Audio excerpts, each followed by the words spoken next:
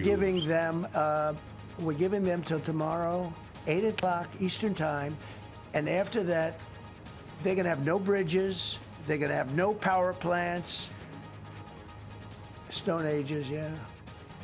President Donald Trump says if his deadline to reopen the Strait of Hormuz is not met, he will order a massive military attack, a strike he says so significant it will take Iran 100 years to rebuild.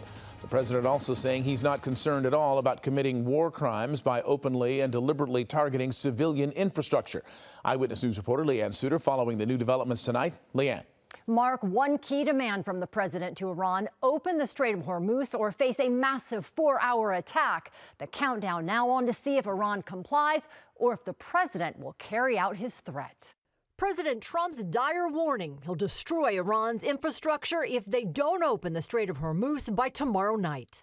We have a plan, because of the power of our military, where every bridge in Iran will be decimated by 12 o'clock tomorrow night, where every power plant in Iran will be out of business, burning, exploding, and never to be used again. Bombing these civilian targets could have devastating consequences for the Iranian people. The president insists it's what they want. They would be willing to suffer that in order to have freedom. The Iranians have, and we've had numerous intercepts. Please keep bombing. Bombs that are dropping near their homes.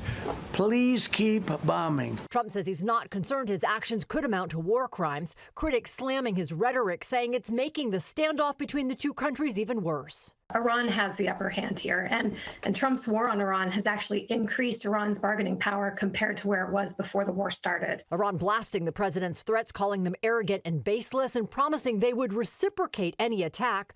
Prior to announcing his plan at today's briefing, the president began by praising the daring rescue of an American airman shot down over Iran Thursday. That airman severely injured along with several of his rescuers. I ordered the U.S. Armed Forces to do whatever was necessary to bring our brave warriors back home. In the United States military, we leave no American behind. We don't do it.